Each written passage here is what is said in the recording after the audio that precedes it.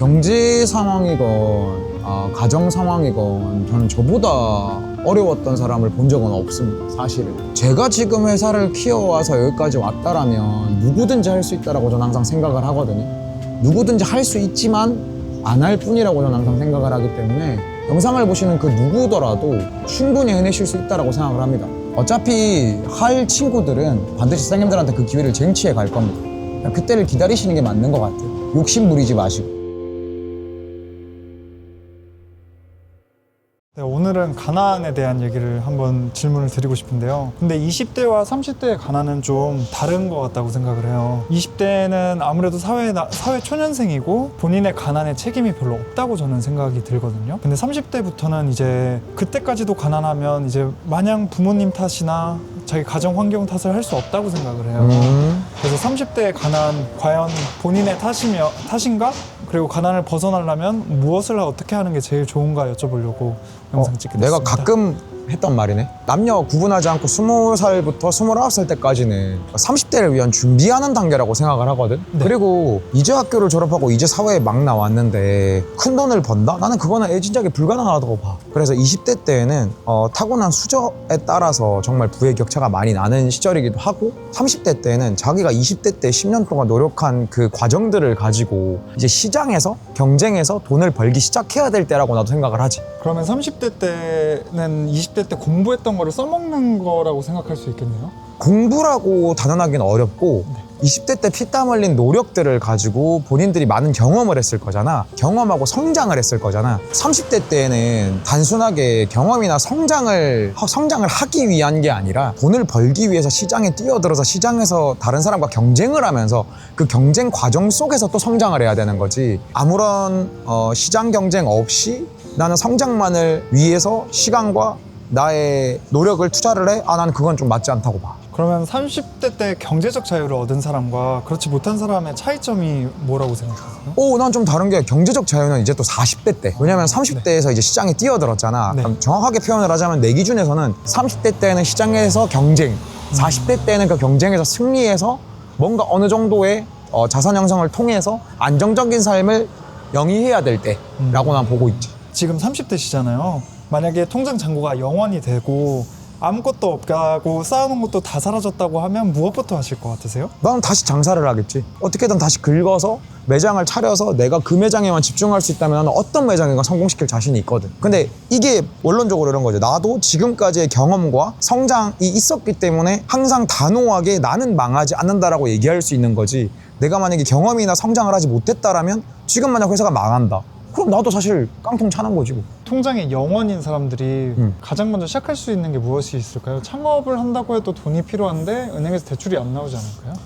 본인의 가치를 누군가한테 증빙을 해서 그 사람을 먼저 사업을 하고 있는 사람들한테 도움을 받아 스타트하는 게 가장 이상적이지. 어떻게 보면 투자를 받아야 되는 거지. 본인의 가치를 만들어서. 그럼 지금까지 어떤 가치를 20대 때 만들어 왔었어야 그것도 가능한 거네요? 그렇지. 근데 단순하게 가치만 가지고는 안 되고 나는 믿어도 되는 사람, 투자해도 되는 사람, 반드시 성공할 수밖에 없는 사람이라는 그 가치를 상대방한테 납득시켜야지. 그럼 열심히 살았는데도 가난한 30대가 있을 수 있잖아요. 많겠지. 그러면 이 사람들의 문제점은 뭘까요? 절대 무조건 비난할 수는 없지. 왜냐면은 나는 모든 사업이 혹은 모든 시장에서 경쟁하는 게 운칠기삼이라고 생각을 하거든. 근데 운 없이 승리할 수 있는 시장은 없다라고 봐. 네네. 다만 그 운이 왔을 때 잡아낼 수 있는 준비가 되어 있느냐의 차이라고 난 생각을 해. 하지 말아야 될 행위가 있다면 뭐가 있을까요? 난 딱 3가지로 축약할 수 있을 것 같아. 네. 결정하기 전에 수많은 의심을 하고 결정을 했으면 결정한 뒤에는 절대 뒤돌아보면 안 돼. 그 2번째는 쉽게 돈을 벌려고 머리 굴리지 말 것. 뭐 예를 들어서 요즘에 이런 얘기들도 많잖아. 뭐 남자들이든 여자들이든 구분 없이 좀 안 좋은 케이스로 많이 가거든. 어떤 케이스냐면 남이 쉽게 번다라는 그 말 한마디만 믿고 또 안 좋은 선택을 하거나 1억 천금을 노리고 뭐 코인이라든지 선물이라든지 도박이라든지 요런 거 안 하는 거. 그리고 마지막 3번째는 어떠한 작은 성공을 거뒀을 때 혹은 큰 성공을 거뒀을 때 영원히 지속될 거라는 생각을 하지 말고 단계별로 밟아가야 되는데 벌어본 적이 없던 사람들이 갑자기 돈을 크게 벌잖아. 그러면 망가지더라고.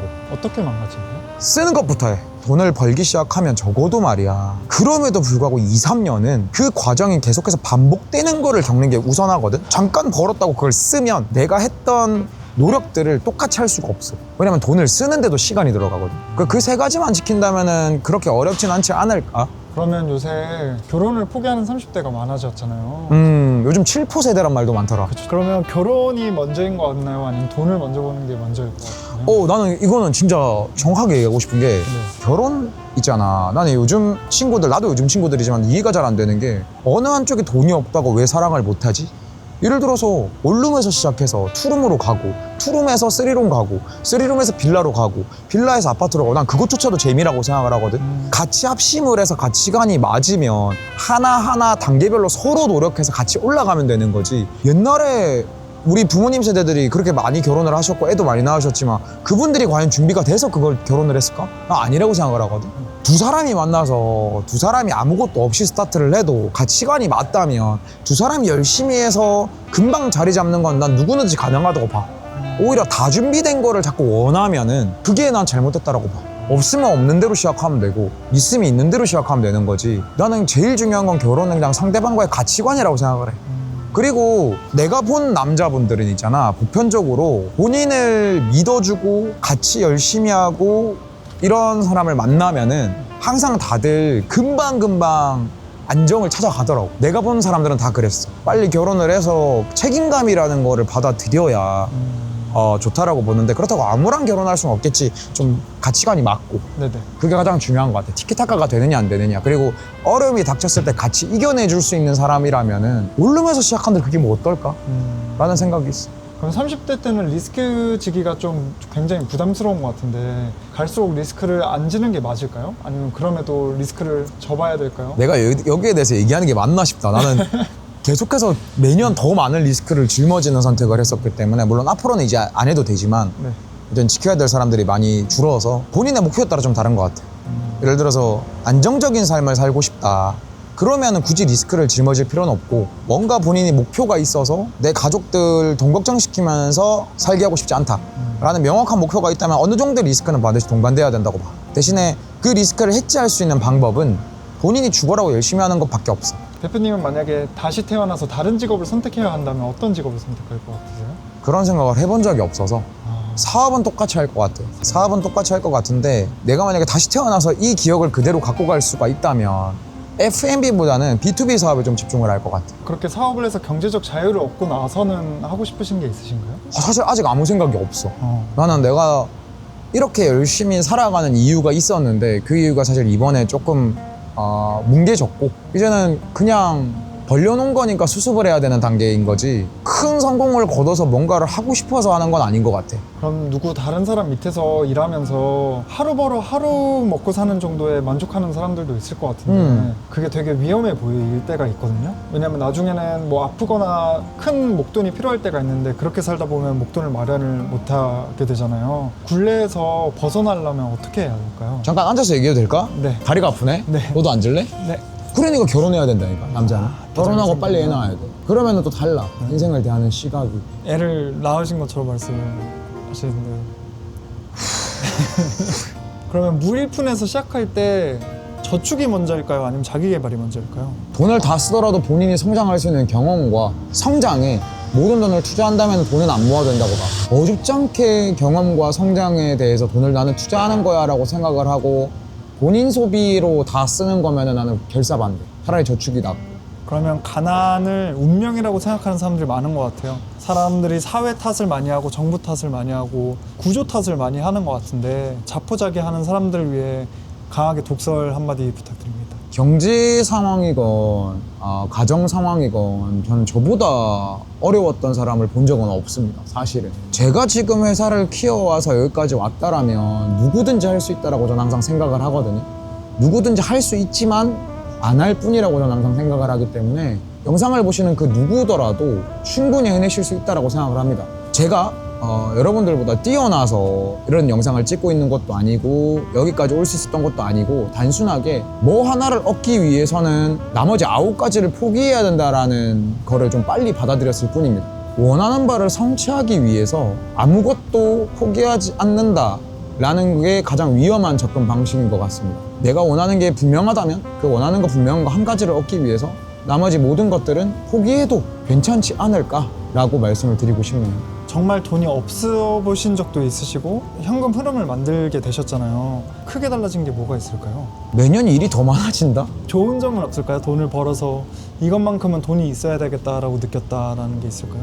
솔직히 말하면 저는 이제 돈을 써본 적이 없어가지고 뭐가 좋다라고 말하는 건 거짓말 같습니다.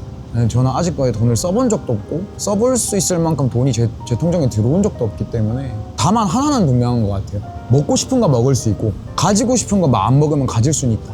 저는 아직까지는 그 정도인 것 같네요. 그리고 회사 내부적으로는 모르겠지만 외부적으로는 제가 죽을 때까지 못 만날 수도 있었던 그런 수준에 있는 분들을, 저보다 더 열심히 살았던 분들을, 저보다 더 능력 있고 더 대단하신 분들을 만날 기회가 많이 생긴다.